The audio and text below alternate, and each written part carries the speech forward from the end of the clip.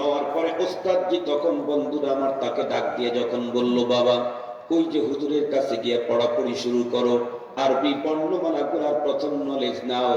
ওস্তাদজি তাকে আলিফ পড়ার আগেই বললেন, পড়ো বিসমিল্লাহির রহমানির রহিম, আলিফ বা তা সা জিম। এতটুক পর্যন্ত পড়তেই এই ছেলেটার আরো মর্যাদা বাড়লো। কি হলো? আল্লাহর পয়গম্বর বলেন, ওয়া ইন্না মালাইকাতার রাহমা লাতাদাউ আজনিহাতাহা রিদান লিতালিবিল ইলম। এই হাদিসের নরমাল যদি তর্জমা বলি তাহলে হাদিসের গভীর পর্যন্ত ঢুকতে পারবেন না। এ কারণে একটা মিসাল দিয়ে তারপরে তর্জমা বললে ভালো বুঝবেন। আপনারা বলেন, বর্তমান পৃথিবীর ভিতরে সবচেয়ে বড় পাওয়ারফুল হলো আমেরিকা। এই আমেরিকার বর্তমান প্রেসিডেন্ট ডোনাল্ড ট্রাম্প যদি বন্ধুরা আমার আমাদের দেশের ভিতরে আসতে চায়, অবশ্যই এয়ারপোর্টের ভিতরে তাকে বন্ধুরা আমার ফুলের শুভেচ্ছা দেওয়া হবে, হৃদয়ে নিংড়ানো উষ্ণ অভিনন্দন তাকে জ্ঞাপন করা হবে, এবং তার বন্ধুরা আমার পায়ের নিচে লাল গালিচার সংবর্ধনা দেওয়া হবে কিনা। তাকে রিসিভ করার জন্য এদেশের প্রধান এয়ারপোর্ট পর্যন্ত আগায়া যাবে কিনা। কিন্তু আমার জিজ্ঞাসা হলো আপনাদের কাছে, এদেশের প্রধান বর্তমান পৃথিবীর সবচেয়ে বড় পাওয়ারফুল দেশের রাষ্ট্রপ্রধান এদেশের ভিতরে ঢুকলে তাকে রিসিভ করার জন্য আগায়া যাবে, তার পায়ের নিচে লাল গালিচার সংবর্ধনা দিবে। কিন্তু জিজ্ঞাসা করতে চাই, একদম এয়ারপোর্ট থেকে শুরু করে আমাদের ইন্টারিম চিফের বন্ধুর আমার অবস্থান হলো যমুনাতে, যমুনা পর্যন্ত টোটাল রাস্তার ভিতরেই কি লাল গালিচা বিছানো হবে? কখনোই না। এয়ারপোর্টের অল্প জায়গার ভিতরে লাল গালিচার বিছানা বিছা তাকে লাল গালিচার সংবর্ধনা দেওয়া হবে। বিশ্বের সবচেয়ে বড় পাওয়ারফুল দেশের রাষ্ট্রপ্রধান আসলে তাকে সংবর্ধনা দেওয়ার ব্যবস্থা করবে এদেশের রাষ্ট্রপ্রধান।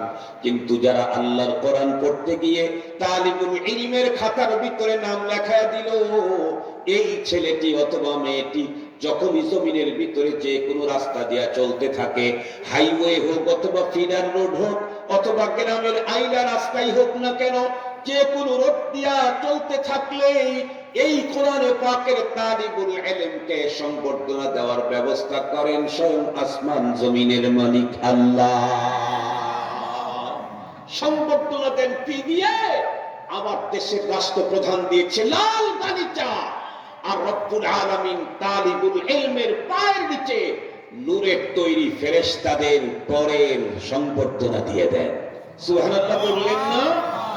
সব রাস্তায় দিনে চলুক, রাত্রে চলুক, একাকি চলুক, আলোতে চলুক, অন্ধকারে চলুক, হাইওয়ে চলুক, ফিডার রোডে চলুক অথবা গ্রামের আইলা রাস্তায় চলুক, কোরআনে পাকের তালিবুল ইলমের খাতায় নাম লেখাইতেই ওর মর্যাদা এমন বলল, ও রাস্তাতে বের হতেই রহমতের ফেরেশতা তাদের পর বিছিয়ে দেয়।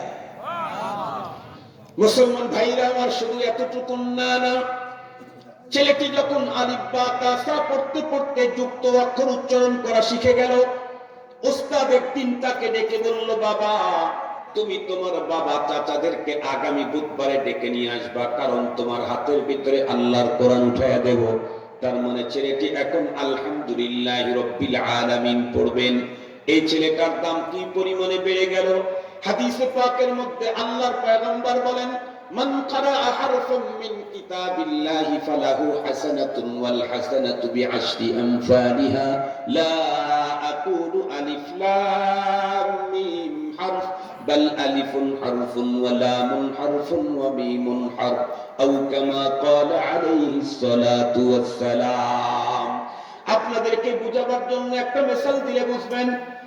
বর্তমান সময় পৃথিবীর ভিতরে সবচাইতে বড় ধনী যারা আছে তাদের ভিতরে দুইজনের নাম দুনিয়াতে সবচাইতে বেশি। একজন হলো বিল গেটস, আর একজন হলো ইলন মাস্ক। নাম শুনছেন তো আপনারা? নাম না শুনলে দরকার নাই, এটার সাথে ধর্মকর্মের সম্পর্ক নেই।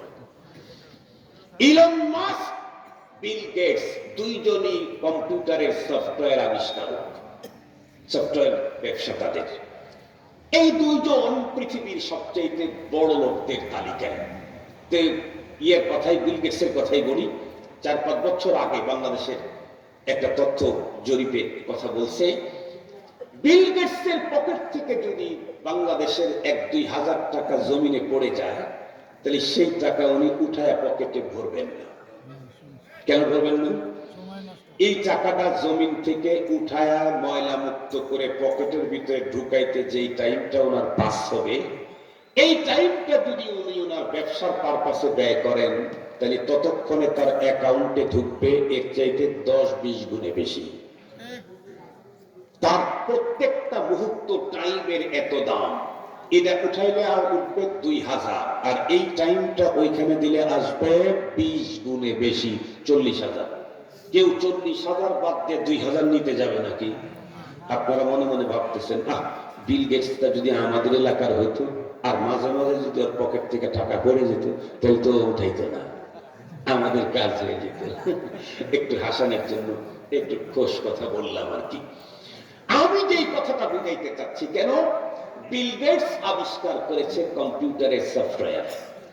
প্রতিটি সেকেন্ডে সারা দুনিয়ার যত মানুষ তার সফটওয়্যার ব্যবহার করে, অটো পদ্ধতিতে তার অ্যাকাউন্টে টাকা ঢোকে।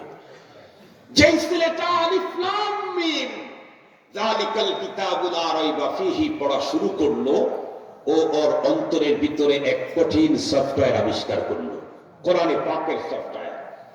এখন ওর মর্যাদা কি পরিমাণে বাড়বে?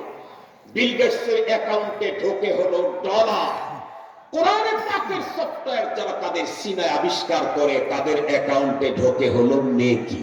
সুবহানাল্লাহ বলবেন না? যে কি ঢোকে? নেকি।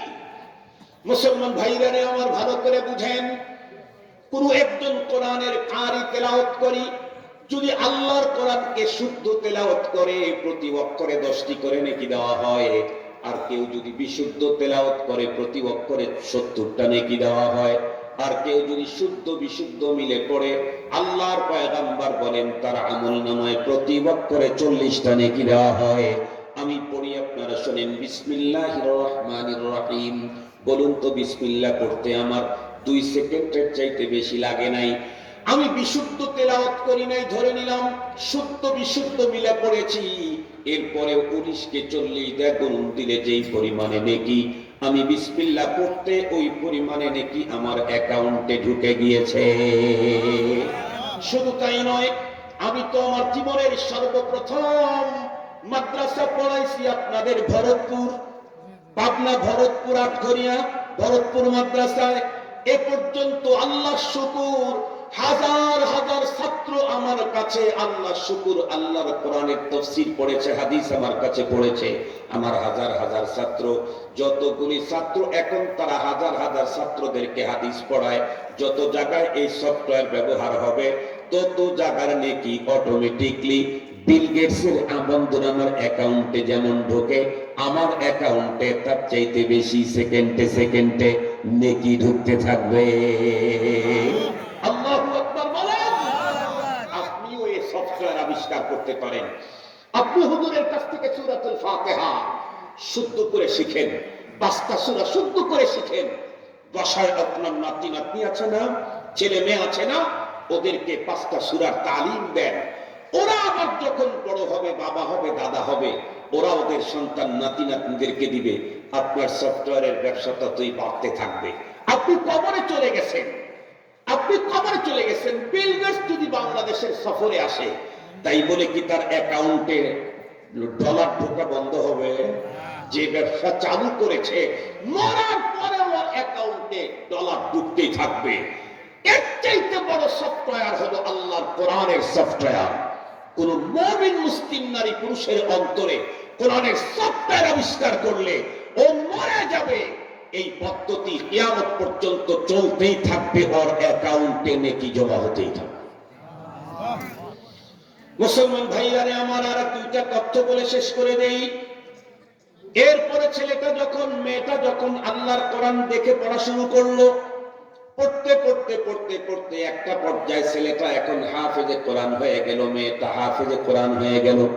এখন তার দাম কি পরিমাণে বাড়লো? ক্বালা রাসূলুল্লাহ সাল্লাল্লাহু আলাইহি ওয়াসাল্লাম, মান ক্বারাআল কুরআন ফাস্তাযহারাহু ফাআহাল্লা হালালাহু ওয়া হাররামা হারামাহু আদখালাহুল্লাহুল জান্নাহ ওয়া শাফাহু ফি 'আশরাতিন মিন আহলি বাইতিহি কুল্লুহুম ক্বাদ ওয়াজাবাত লাহুমুন নার।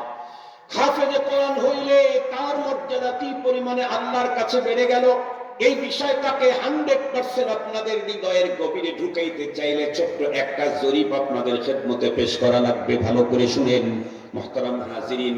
জরিপটা কি? বলতে পারেন হুজুর একজন ছেলে মেয়ে হাফেজে কোরআন হইতে কত বছর লাগে সেইটা আগে বলেন। তাহলে আমি এমন একটা রিপোর্ট বলবো ইনশাআল্লাহ তামাম দুনিয়া ঘুরে আমার রিপোর্টটাকে মিথ্যা প্রমাণ করতে পারবেন না।